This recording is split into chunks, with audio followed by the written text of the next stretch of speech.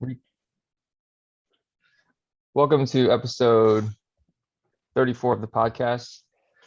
Um, Happy Ash Wednesday for the folks that are into that type of thing. How are you doing, Steven? I'm doing good, man. I'm doing good. Out here in LA. I think it's been a while since we had a remote pod in a different time zone, but here we are again. What is Ash Wednesday again? What's the event? Um, it's the day after Mardi Gras, and it's the Wednesday leading into Lent. Oh, So, okay. and I think you're supposed to fast on Ash Wednesday, but I'm not really into fasting because a religion tells me to. Not yet, at least. Fair Um, enough.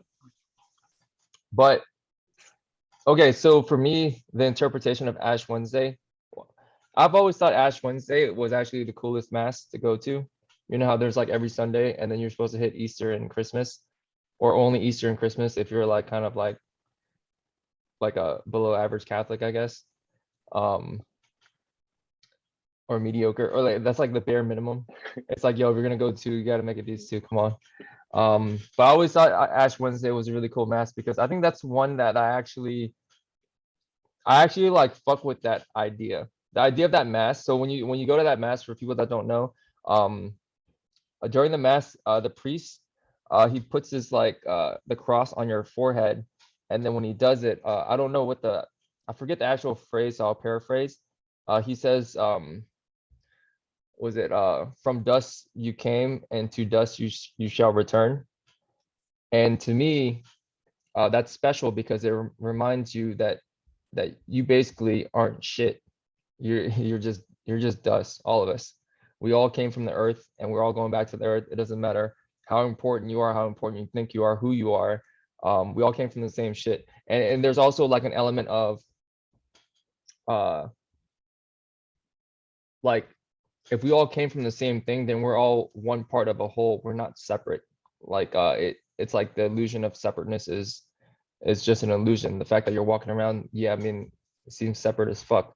But if you zoom out, um, like you're dirt, just like the dirt on the ground that you walked over to get into church today. So yeah, it's like the you ain't shit mass, and I think everyone kind of needs to be reminded that all the time, as much as possible. But once a year is nice. Yeah, honestly, as much as possible. As much as possible. You ain't shit. I wonder if yeah, it'd be funny if we translated, we made like a sacrilegious Bible or something, or just like it's based on a very important principle, but it's like just said very, very bluntly. The you ain't shit mass. Yeah. I'm sure whatever, that's just my interpretation. I'm sure somebody that's actually Catholic will probably be really offended and probably have a much better um, way to explain their faith than I would. I'm not Catholic, by the way. I just like going to this mass.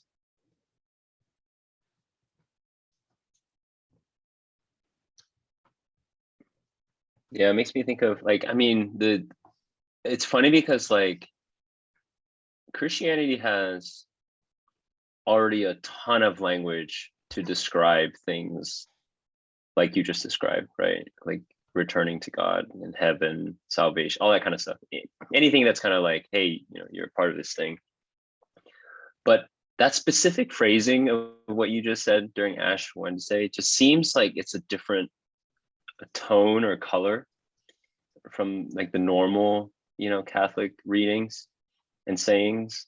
And it makes me think of like if it was something that was actually a pagan tradition, because it's well known, recorded that over time a lot of different things got subsumed into Catholicism or Christianity. But I mean, it sounds like some Game of Thrones stuff that you just said, right? Like that was like some badass warrior shit. Like that wasn't like a priest in a robe in a church. You know, Yeah, I mean, like I think the fact that it's like dust and it's like obviously, yo, this is dirt from the ground and that's what you are. I'm gonna rub it on your forehead so you remember that shit. It's a lot more of a direct I mean, because obviously everything's a metaphor and everything's like symbolism, and you know the whole Bible is all metaphors and symbolism and stuff.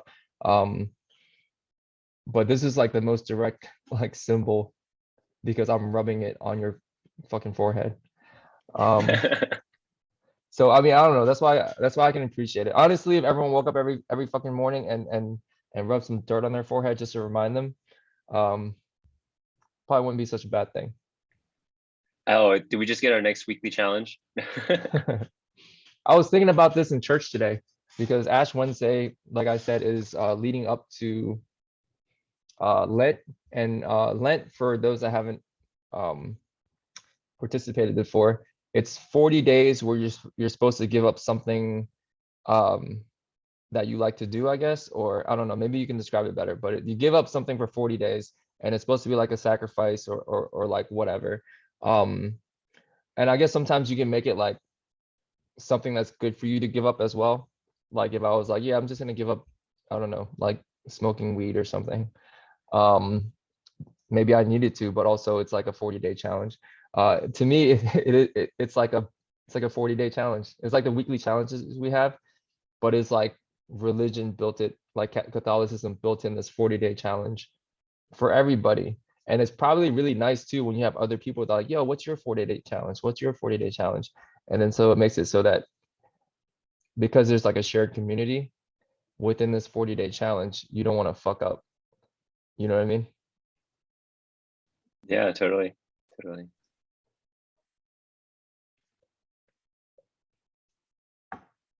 I don't know if I'm going to participate this year. Probably not. Yeah, we got plenty of other challenges to do. So Yeah, dude, we should rebrand Lent into a weekly challenge format.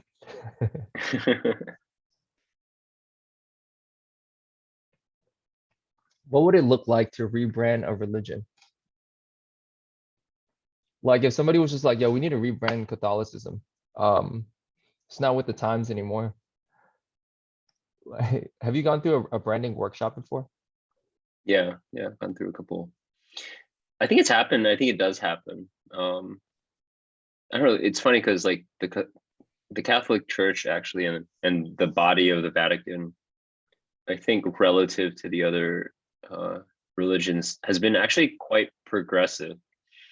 Um, and they believe in evolution, for example, right? Which, back when intelligent design was like all over the news, the Catholics kind of stood on the side of science there.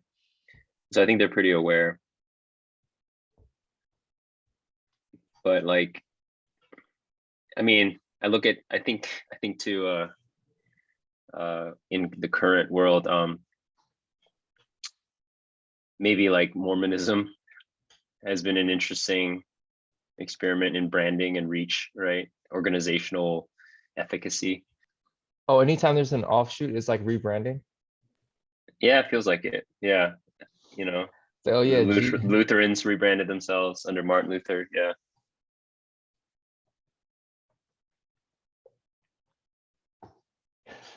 Have you heard of This is Unitarianism? That's probably the closest, I think, to atheism that you can get as a Christian. Um, what's unitary? Would you say unitary? Tarianism, yeah. I don't know much about it, but I do know that it's like probably the most liberal, progressive, um, like version of Christianity that's out there.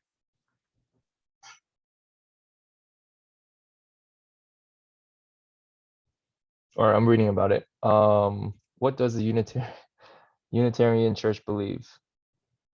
It's a Christian religious denomination. Unitarians believe that God is only one person. Unitarians reject the Trinity and do not believe that Jesus Christ was the Son of God. Followers of Unitarianism also do not accept the concepts of original sin and of eternal punishment for sins committed on earth. Damn, dude, that's a hot take. Um, yeah,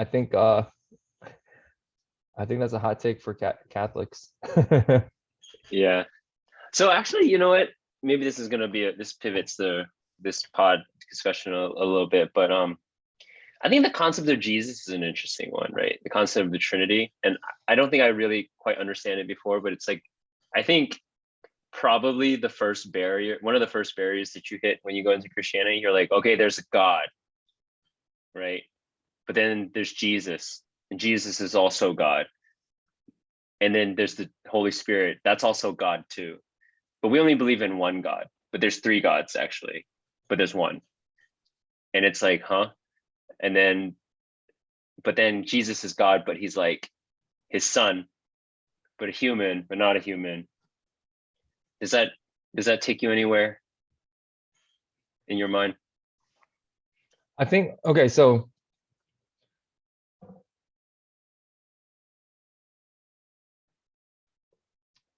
the only thing I can think of is like all this shit, like they're all symbols and metaphors, but people take them literally. I guess Jesus was literally a dude though. But like when you say son of God, do you mean like the literal son of God? Because I know that like Catholicism is like, yo, literally this dude was born of the Virgin Mary. How the fuck did he get there? Yeah. So the literal son of God. But I mean, it's not symbolic. The way I understand it is that like, and this is the paradox. I actually have some things that I could talk about here, but like the way I understand it is that like God, Jesus is the son of God, but Jesus is also God.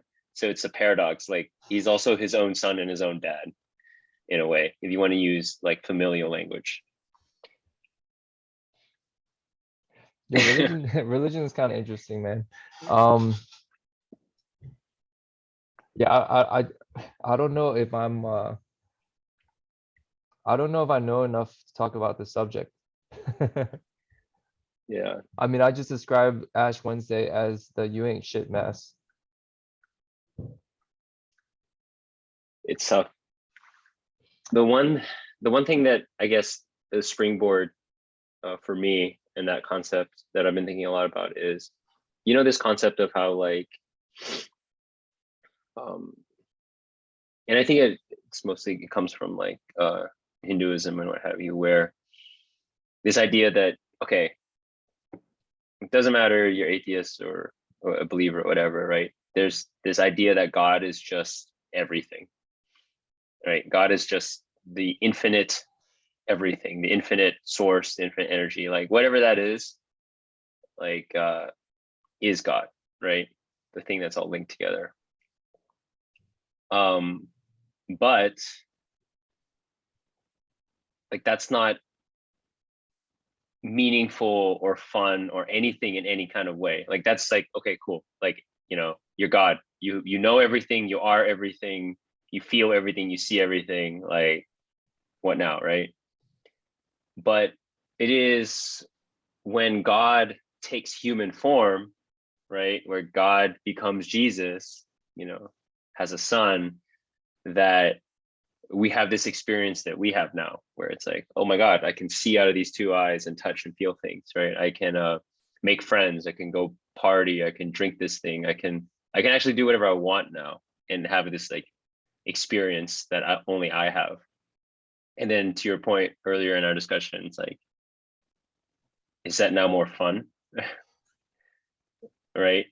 To be able to experience something instead of everything, and to have that like come at you from different angles, To be separate. to be separate, yeah, to find your separateness.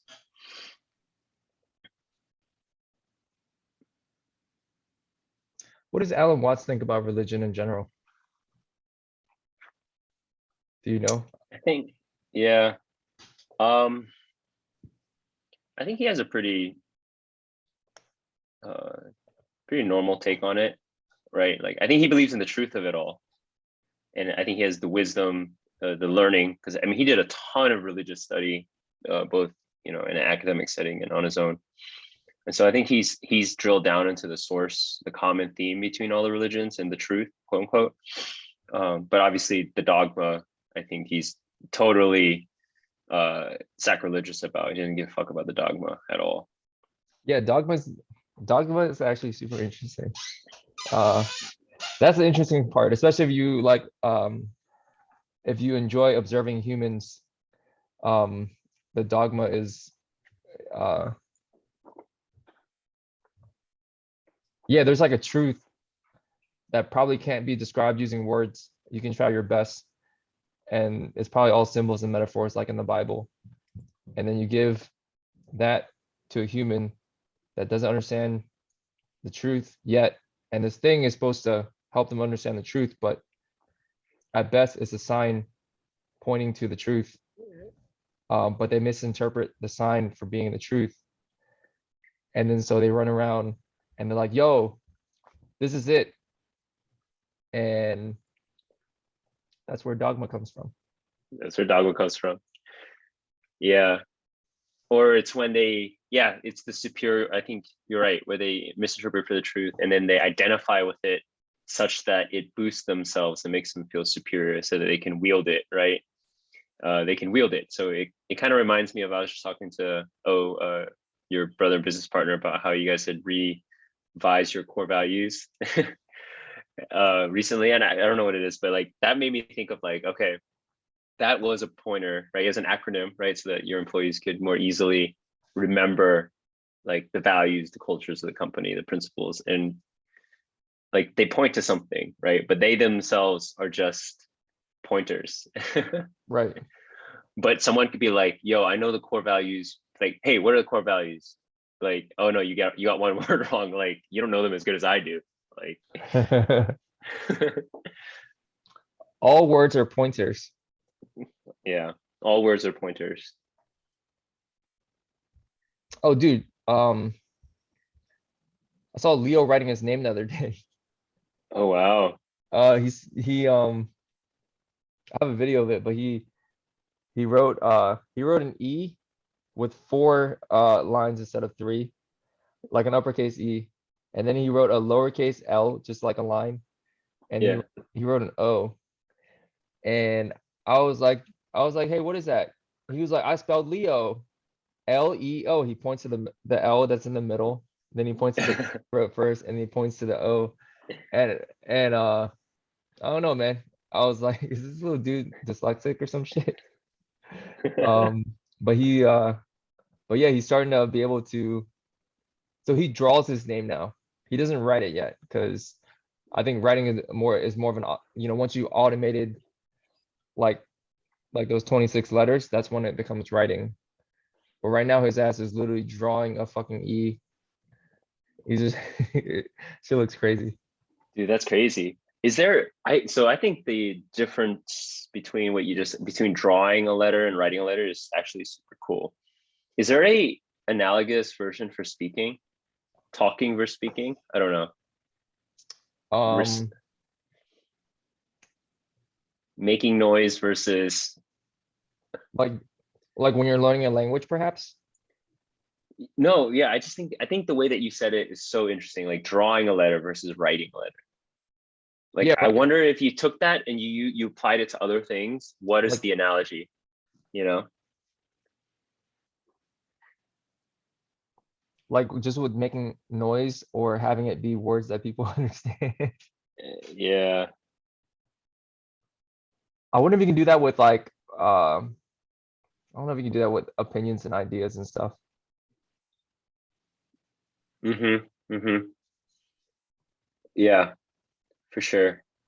For sure you can. There's just, I mean, there's just almost infinite mastery, right? There's infinite mastery and expression of something. And I think the more you do it in different contexts, in different like the closer you get to like mastery of it. You know, like speaking, right? Um, speaking, public speaking, or speaking on command, right? um, Being able to like either have a witty reply or say the perfect thing that someone who's looking for advice is needing. Like, Would you rather be would you rather be better at speaking or writing? um, I would rather be better at speaking.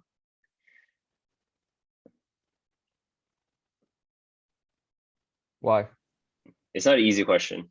I'm like, I definitely hesitate a little bit. Because I know it does seem like it's correlated, and it probably is. But you can have someone that's a very good speaker that probably isn't that good of a writer, because with writing you could like be charismatic, have good body language, and like have good tone, and people will just like let you make all these like like I guess like these logical jumps in your speaking.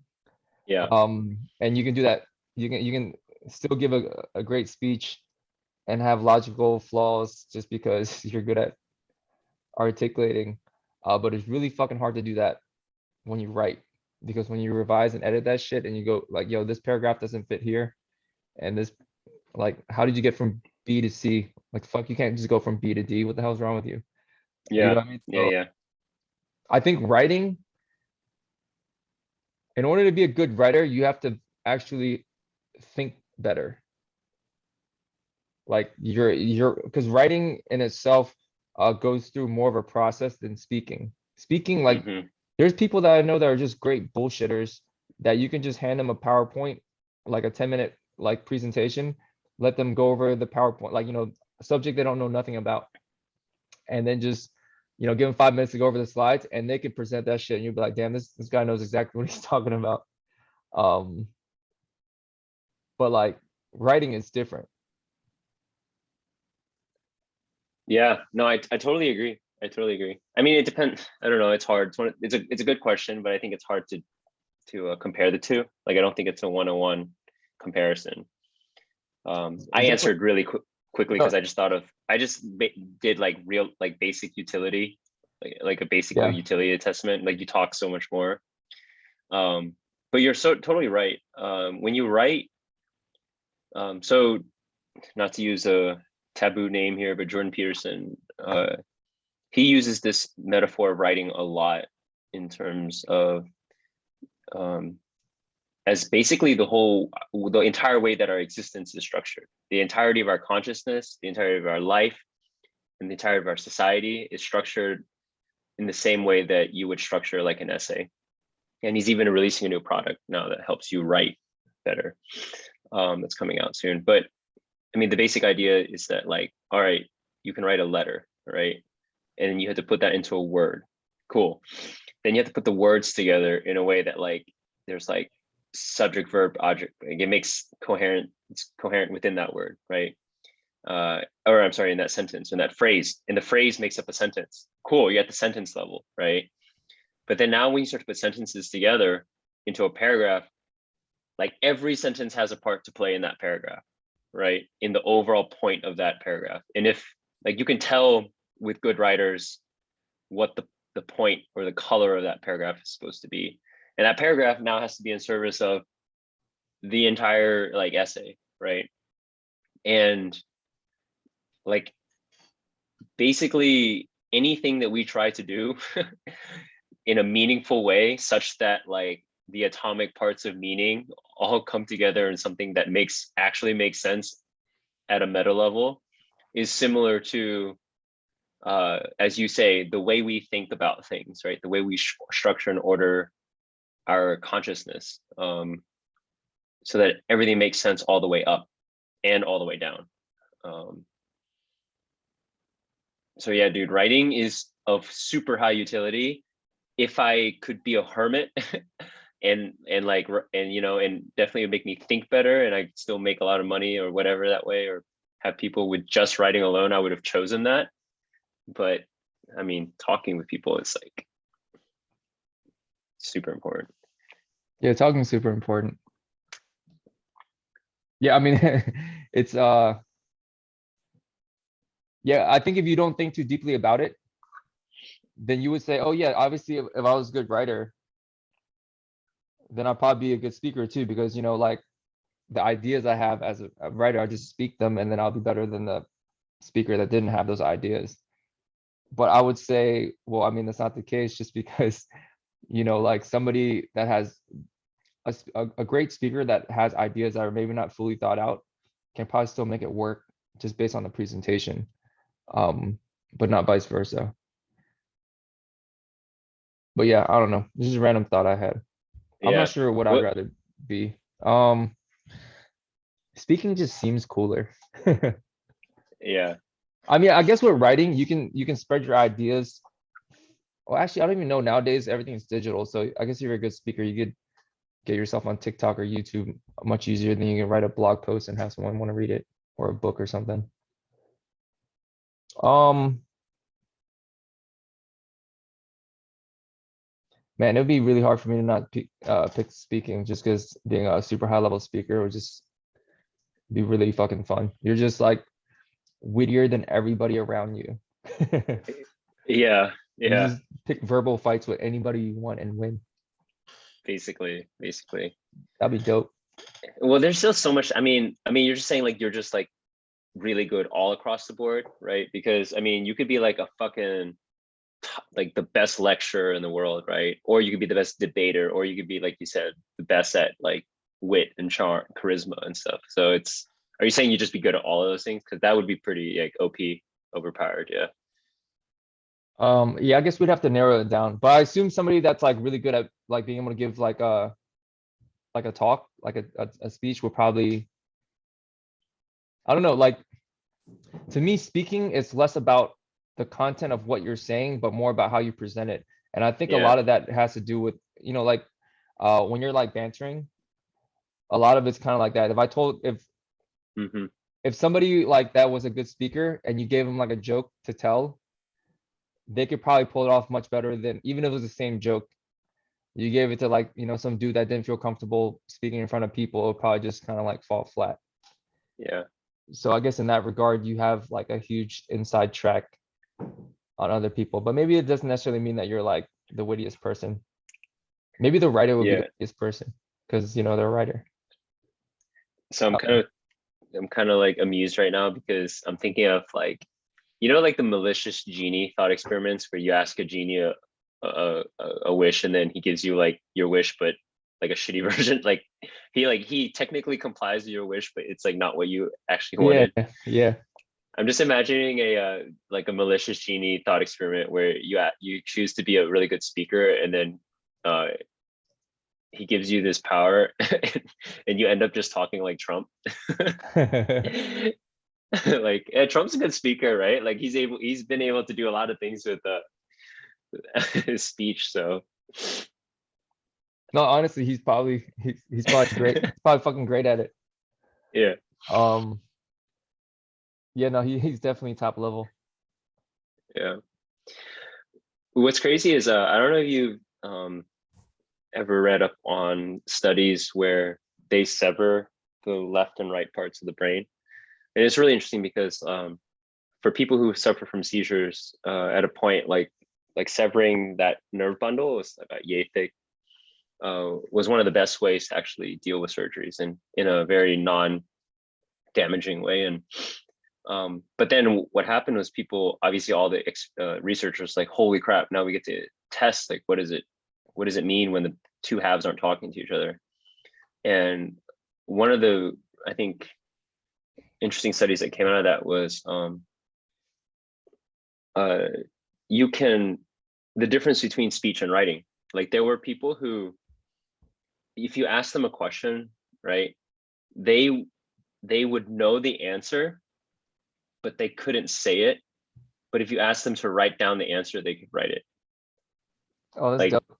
yeah, like they're like, they literally couldn't say it. Like like, because it wasn't, the knowledge wasn't going to the part that allowed you to say it, but they could write it out. So I think all those brain, I guess like experiments or research or whatever you want to call it are like super interesting. Um, I think I remember that experiment actually, and the thing that caught my attention was I think with patients that had that thing severed because of seizures, they would have them they would have like a split screen, and they'll have them like looking at like a picture over here and then one over here. And I don't know, I forget the exact thing, but it'll be like something along the lines of there'll be like maybe like a chicken over here and or like a bunch of chickens, and then they'll have like a shovel over here. And and then you would need to like, basically you need the shovel to, maybe it was like shovel and a bunch of other objects, but you need the shovel to clean like the chicken den, because you know there's like shit on the ground or whatever. And they'll be like, hey, which object do you want to pick? And they'd pick the shovel, but they wouldn't know why they were picking it. Basically, they would pick the item that made sense to whatever the puzzle was on the right side. Yeah. Yep. Is that, does that, Yeah. I totally butchered that. Somebody that's watching this, Min later, she's gonna be like, what are you talking about?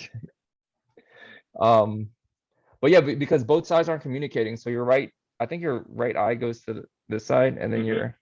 it goes to the opposite Correct. side. Yep. But they would always pick the right object. But if you ask them, hey, why are you picking the shovel? The reason they would give you would have nothing to do with what the actual answer was, which is whatever the puzzle wanted them to pick. Yep. I remember that too. I think you described it pretty well. Yeah. That one was super interesting. Isn't it cool how you can just confabulate, like your brain just makes shit up? It's just like, oh yeah, Mhm. this is why you pick the shovel. 100%. And you're like, yeah, absolute truth. Yeah. I mean, yeah, the neuroscience is always a fun place to start, with perception and everything. Um, a fun one too is, and this is just another, now we're just randomly talking about brain studies and stuff like that, but we experience reality as this like ultra continuous thing, right? It's completely seamless. One moment flows into the next without any kind of disjunction. But all of our research shows that we actually get inputs in extremely piecemeal and segmented. And I mean, the easiest way to do that actually is even if you ask somebody to follow your finger, right, as you track it across, right? From their perspective, right, they're just following the finger. But you'll notice that their eyes actually do this. They jump like this. And I think these are called staccato. I can't remember something, but yeah, like they don't know that we don't know that our eyes are actually just like jumping in these little segments, right? We just see it as one smooth pan, well, without moving your head, right? And there's so many things about that. Like if you look up the science between echoes, like what parameters have to exist in terms of like delay for us to register an echo, and if it's not within a threshold, it doesn't count as an echo. Just this experience, consciousness is completely like arbitrary, right? But Kind I of guess dope how that's the your brain takeaway. just smooths it out for you. It just smooths it out. It just makes it up. Yeah, makes it up. So there's Yeah, even the dude. blind spot. You know about the blind spot too, right? Yeah, like your brain just basically, there's optical illusions. It just fills it in. Yeah. Yeah, it's pretty dope that your brain does that. Imagine if your brain didn't do that. Everything would just be so jumpy, and you'd be like, what the fuck's going on? Yeah, which makes you wonder about like now we're jumping full into like full feed into this consciousness problem, which neither of us are equipped to deal with. But yeah, I mean, it makes you wonder about the consciousnesses of different organisms too, right? Like what are, like, I mean, for example, bats and dolphins can see sound, like visually see sound. Um, I don't know. The only way I can conceive of it is that they just have like, in picture-in-picture monitors where it's like, I don't know, they just have this little other window where they see the sound view, and then this is like the visual view. Like, how does that even, what does it make sense? Like, what's the subjective experience of a dolphin echolocating, right? You probably can't, yeah. You're trying to translate that to one of 5 human senses and understand that. I don't think it works like that. I know, but I think it would be funny if like someone who's an expert of it, if you just ask them like, okay, what do you like? If you just, here's a pencil, just draw what you think it would be like. What would they even come up with? Like, it's unfathomable, I guess is what I'm trying to say. Like, I literally don't even know. I don't even have like the creative engine to make something up. Yeah. I mean, and for going to actually forget that, just go back into the world of humans. I mean, I think that's where we often make that attribution fallacy, right? Of thinking that other people's experience is even remotely close to our own, even with the same hardware and software, right? You and I are experiencing such different worlds. Yeah, there's no objective reality because your entire reality is created by internally by your brain. I mean, I guess there's an objective. When I say objective reality, it's all right. I don't know about 3 p.m. on a Wednesday. I don't know if I could go this deep yet, but let me think. Your entire life experience is created internally by your brain. I guess there's out external factors that gets taken in through your body, through your five senses, that your brain, kind of like meshes into like this continuous life experience. But because it goes through the mechanism of your body and your brain before you experience it, it's created like internally. So everybody's internal experience is their own. And there's objective like stuff in the environment, but I probably don't experience like, I don't know, something the same way you do. It's probably at least slightly different, if not entirely different in some cases. Yeah. It's kind of interesting to think about. Yeah. Down to like, did you have enough sleep that day? And, are you prone to cold, and where your cortisol levels at? What's your sugar? Like that all affects your experience. Yeah, I was thinking about it today too, because we're doing a just so our viewers know, Yeah. it's not a 7 a.m. podcast. All of our other ones, for the most part, are 7 a.m., right? Energy is different at 7 a.m. Sorry, I didn't mean to cut you off, but yeah, No, it's good. But also what's funny is that like I'm on the West Coast now, so I've been up since 5:30 and it's 12 now on my time. So the energy is definitely different. Yeah. yeah. I mean, I guess it's we started at 2 p.m. And I already like did stuff in the day, so I already had kind of like stuff like flowing in my head. So it was actually easier for me to start talking today. I guess I'm also drinking the Starbucks coffee too, and that's probably helpful.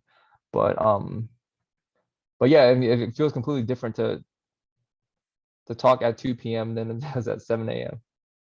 And also talking to somebody that's on a West Coast 5 a.m.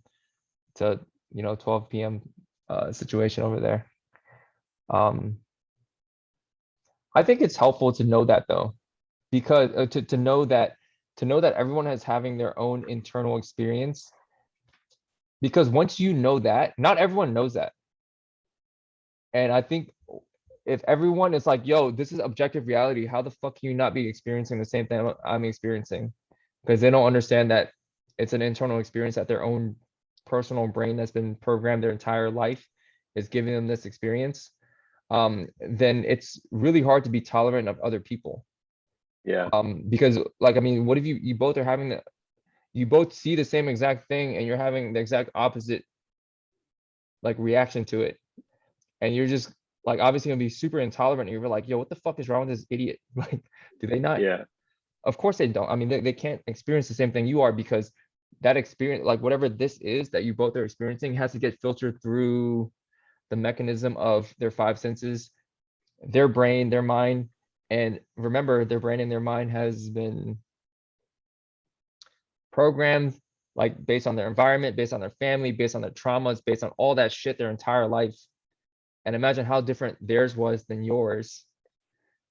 And so of course you both see the same thing. And then on one side you got like, somebody supporting Bernie Sanders, like everybody should, have like free healthcare and all this shit. And then someone on the other side, like, can't let the immigrants in. They're gonna take all our fucking jobs, and like you gotta pull yourself up by the bootstraps and shit like that. And Yeah. you're just like, I don't know, man.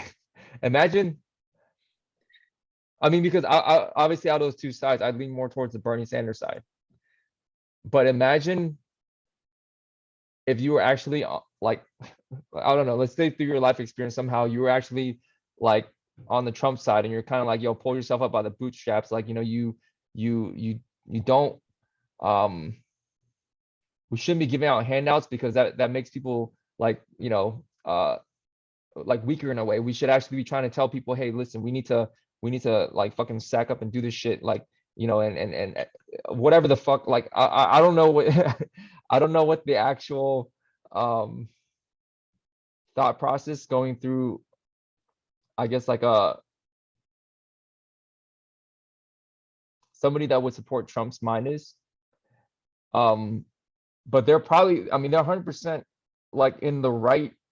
In when I say right, I don't mean like objective right. I mean like they're not making shit up. They feel this way 100% the same way we feel about, everyone should get universal health care. And imagine what, like, through their lens, like looking at a Bernie Sanders person who's like, yo, everyone should get free healthcare and free tuition. They're probably like, what the fuck? These guys are crazy. I don't know. Yeah, man, 2 p.m. podcast hit different. What if like you could give people that experience, right? You know how like that example of like Republican representatives who don't care about gay rights until like their own kid is gay or something, things like Yeah. that, right? I'm thinking of like, what if you could like strap a VR headset on somebody and show them the complete opposite viewpoint in such a realistic, salient way, and they come out of it, they're like, holy shit, like that was crazy. Simulations. But Maybe I maybe don't that's know. Yeah, go ahead. no, I mean, I'm just having this playful idea of like a consciousness camp, right? A retreat where you like, so everyone goes in and you do like things that you would do in a lot of retreats, right? Or get camps where, you just abstain from a lot of things and set a baseline. And then you start to like fuck with your consciousness. It's like, okay, you come in completely vanilla and blank slate. And then it's like, oh, here, first thing, we're going to give you this Michelin starred meal to eat. And you're like, oh my God, this is the best thing ever. And then later on, they like deprive you of sleep. And then they give you the meal again. And then they make you play basketball or something. It's just like, you know, or they have like these like dogs chase you around. I don't know. It's like what are the different levers of consciousness, right? That are all like, I don't know, so that people could experience fear, they could experience fatigue, they could experience joy, extreme joy, right? Or pleasure. And you just cycle people through all of them until they're like, holy shit. It'll be like a life simulation. Yeah. And which is what we're in right now.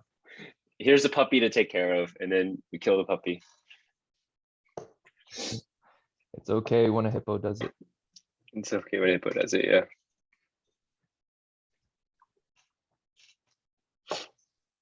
Yeah, it made me think like, I don't know. I guess that when you're a parent, you kind of have you could do it to your kids. Going back to the theme that we always go in this topic of like, what are like little ways of Jedi mind tricking your kids? What if you like sleep deprived your kid so that they could experience what not having sleep is like and made it into a lesson? All right, Leo. I probably wouldn't do that to a kid because it feels like they would have some detrimental effects.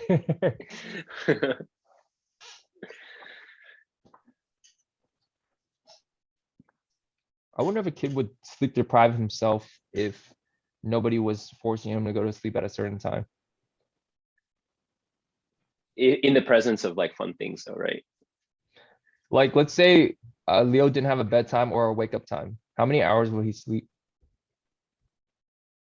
Like if I was just letting him watch like YouTube videos or whatever until he felt like it Oh God, or yeah. passed out, and then just let him wake up whenever the fuck he wanted, and just provided like zero structure beyond like having food available whenever he was hungry to eat.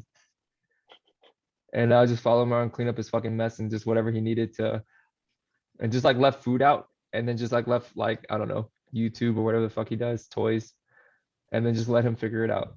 But obviously Yeah, stop him from like, doing anything to like hurt himself on accident. But I I think wonder there are how kids that are already living that, dude. There are kids that are already living that. I wonder how long he'll sleep for, and how little structure do you think you need in order for to raise a child? What's the bare minimum?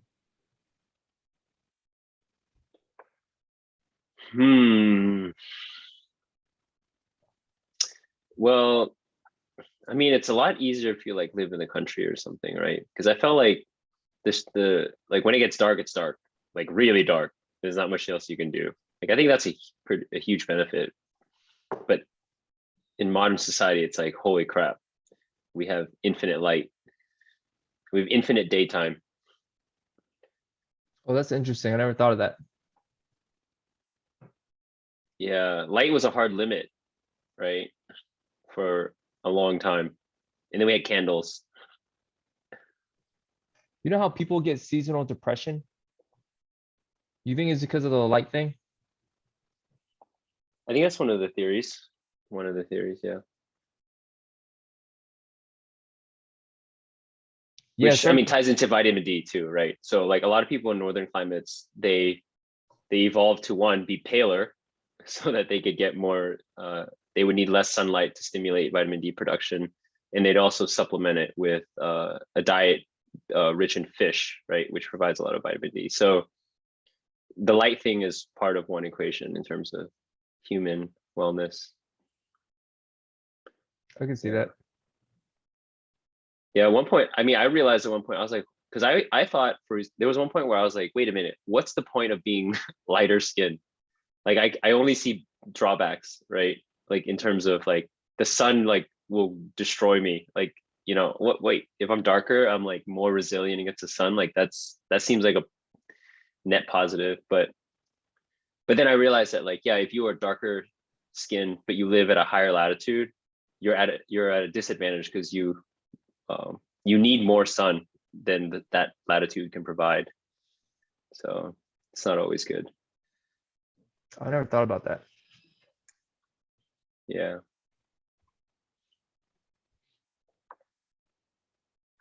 Yeah, we went to a lot of topics today. 2 p.m. energy hits different. Yeah, I don't even have a title yet. Um, I mean, honestly, do you have a title? I think the title is just like 2 p.m. pod.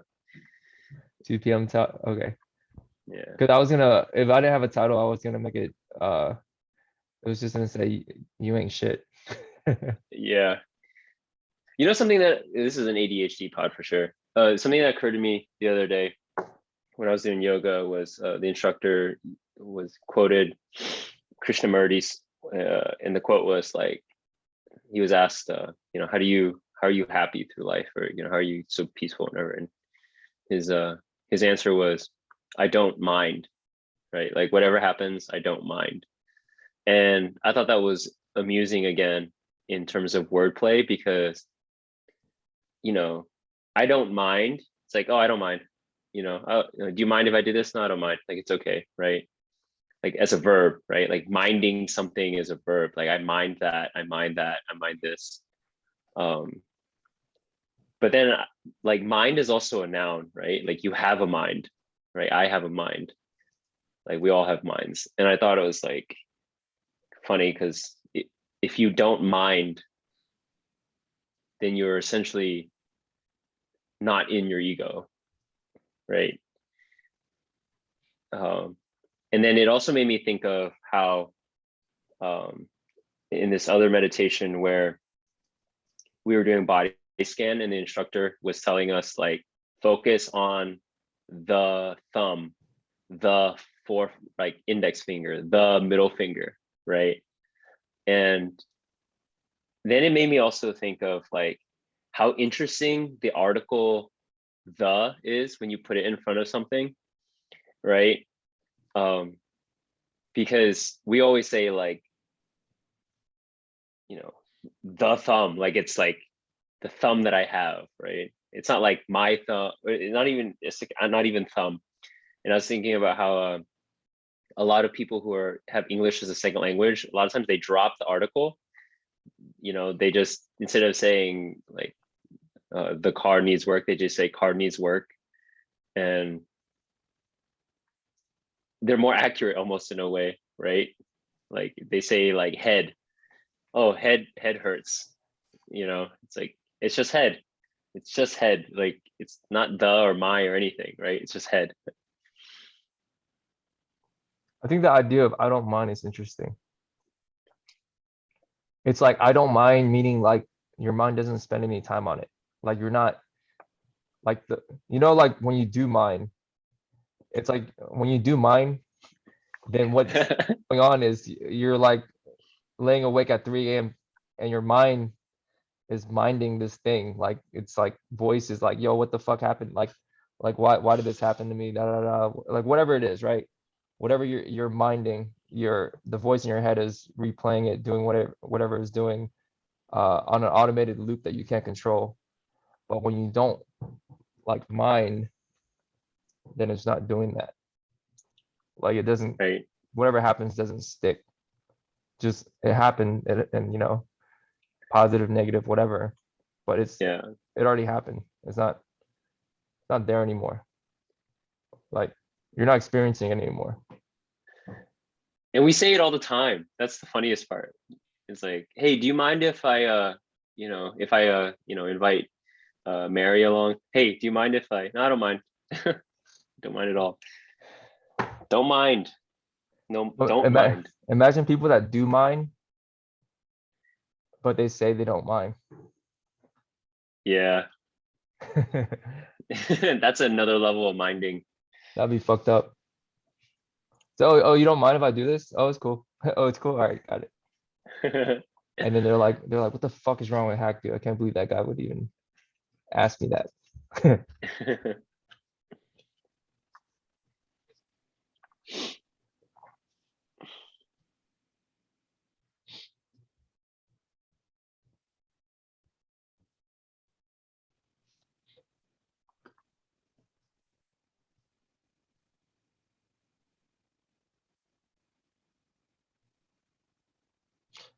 I think people should meditate more.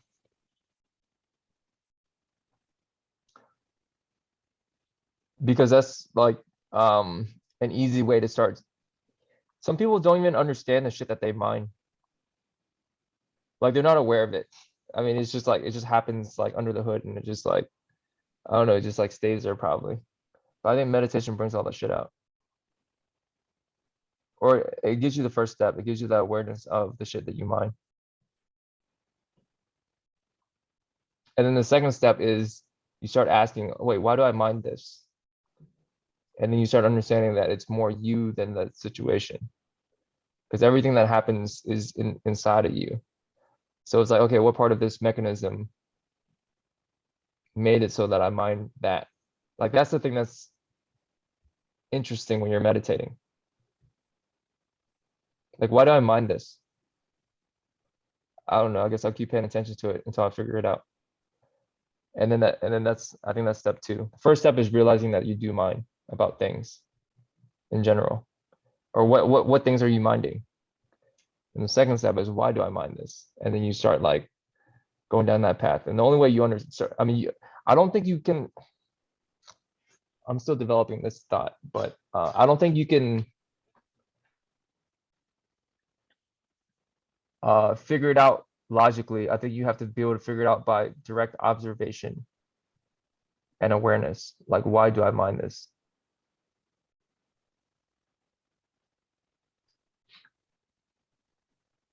I wonder if it's more helpful to meditate for 1 hour a day or to have a therapist. Actually, well, you wouldn't have a therapist for 1 hour a day. You'd only have a therapist for like 1 hour a week. Mm-hmm. I wonder what the break even is. How many Yeah, that's a minutes good question. how many minutes of meditation do you have to have a day for it to equal 1 hour of therapy a week? I'm sure it's different for different people. Mm-hmm. Mm-hmm. If somebody was meditating 10 minutes a day, every single day, I feel like that would, well, actually, I don't know. You probably can't quantify that because it probably depends on the person. Yeah. And I think it depends on the life situation that they're going through as well. Maybe. Yeah, I think it's hard to say. Um, I would, I think it's really hard to say, but it makes me think of like the relationship between exercise and sleep. A lot of like both of those are huge levers, and obviously sleep takes the top rank, but a lot of people do make that trade-off, right? Where they'll sacrifice sleep for a little bit more exercise, because exercise is also reinvigorating in a lot of ways. And for a lot of people, if you add more sleep, that's actually not what they need at all, right? They need more exercise. Hmm. Um, and there's people that need both, and there's people that need sleep more than exercise. But if they can't get the sleep, then exercise will help as well. And so I don't know where I'm going with this, but it feels like a similar, like, man, it's hard to compare these two, but they are related and they are big movers. Right. Um, yeah, it definitely depends on the person and what they're going through and how much general awareness they have in the first place. Mm-hmm. Yeah. Like my mom needs therapy, not meditation. For sure. My mom could probably use some meditation, I Yeah. think. I think everyone can use meditation, don't get me wrong. It's hard to say this without like precluding the other side. It's like, I mean, Yeah. even 1 minute of meditation, even like if you watch people just try to sit for 1 minute, it's like excruciating for a lot of people. Dude, my mom would have so much anxiety going to a therapist, knowing how much it costs. She'll be like trying to cut the session. She'll be like, okay, if we finish now, then only half. And the Yeah. therapist might, literally, she'll be like, no, dude, like, I'm not paying for this shit. Yeah. After, like, she'll have anxiety the whole time and she'll fucking hate it because of that. Yeah. It's kind of interesting. Asian moms, yo. Asian moms.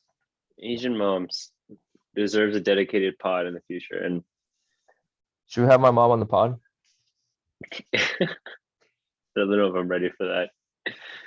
Oh, I'm definitely not ready for it, but it might make it more interesting. Yeah. She'll be like, what's a podcast? And then we'll have to like Yeah. translate her. We probably have to let her speak as much Vietnamese as she wants, because I don't think she'll be able to articulate her thoughts in English. And Mhm. we'd have to translate it for our audience. Sure. Sure. That'd be funny. Yeah.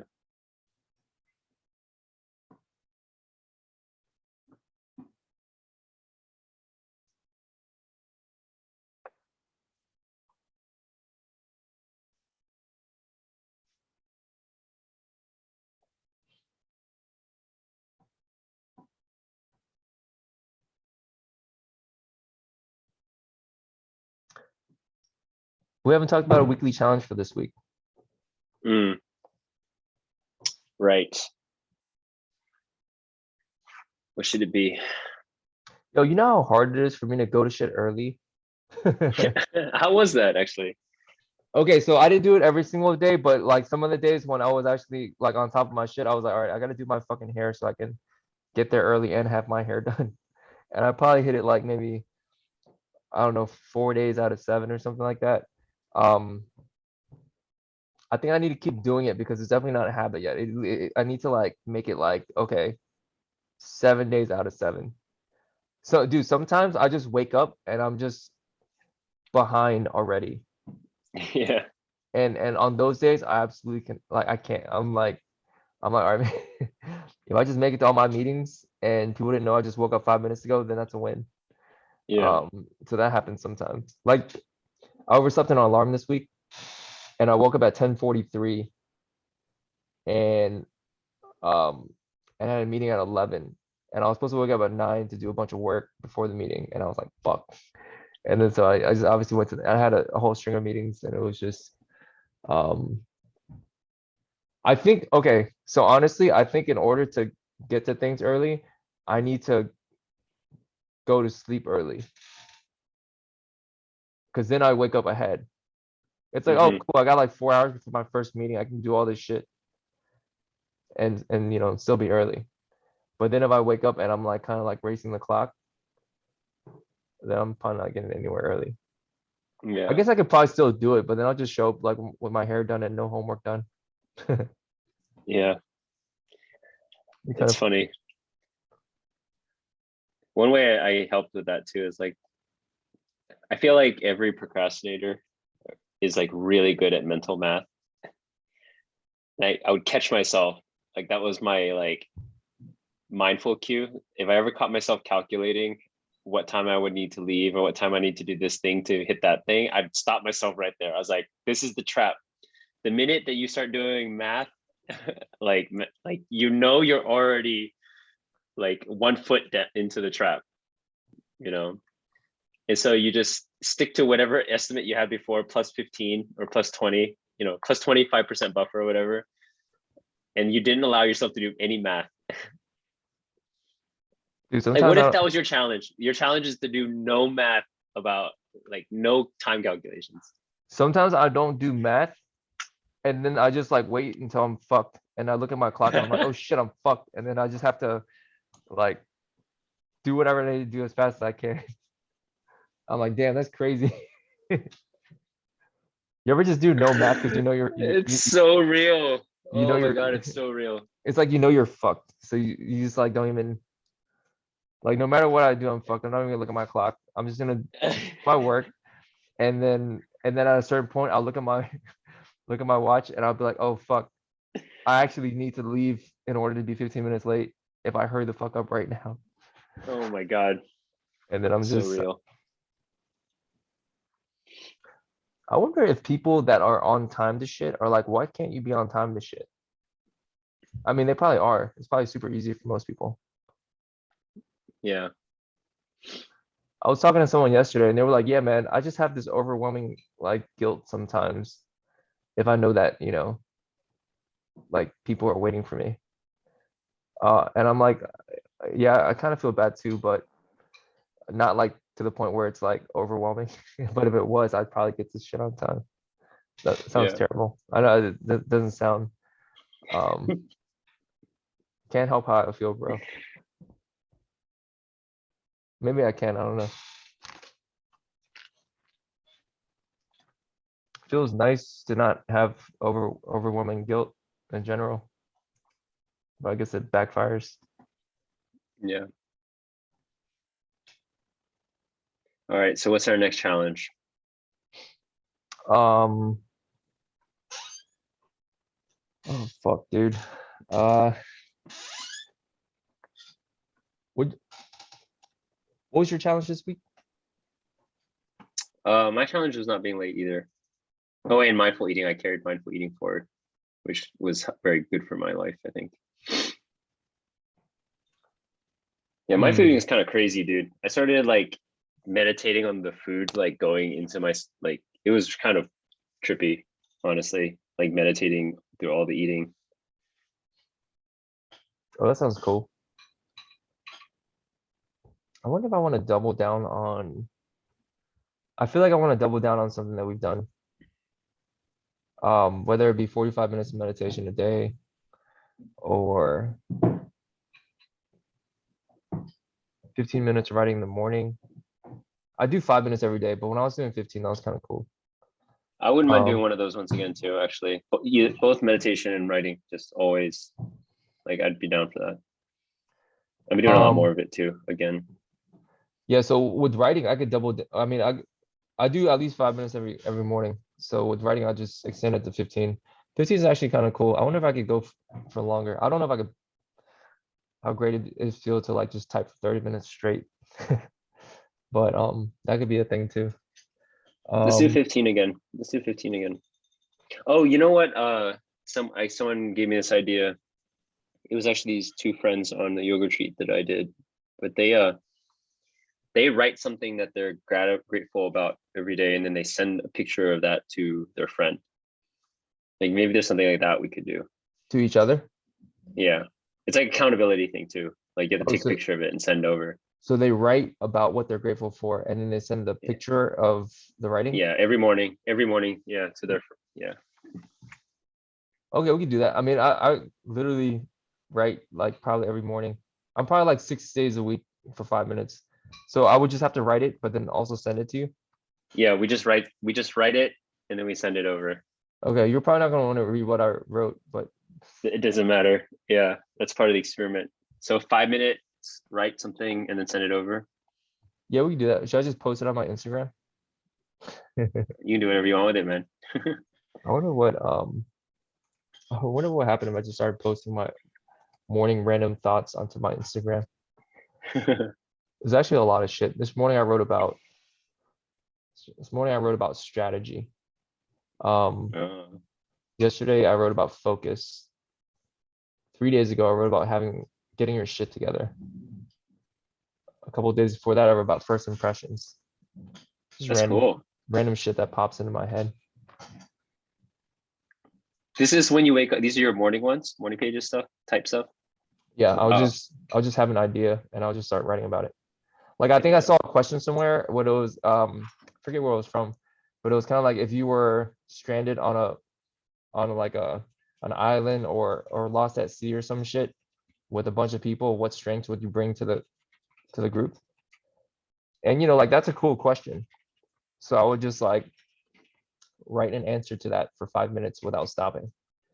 And it'll usually be like maybe, I don't know, maybe like 400 or 500 words, just single space, like just basically like one page because I'm just typing the whole time without stopping. No worry about grammar, none of that shit. But it's kind of cool because it's kind of like, oh shit, like I think my strengths would be this if we were lost at sea. I don't know. But yeah, and I kind of let it ramble like I'm rambling right now. So I don't know, it's nice to get that ramble out in the morning. But yeah, you want to do writing and we send it to each other? Let's do it. Yeah, I'm down. All right, dope.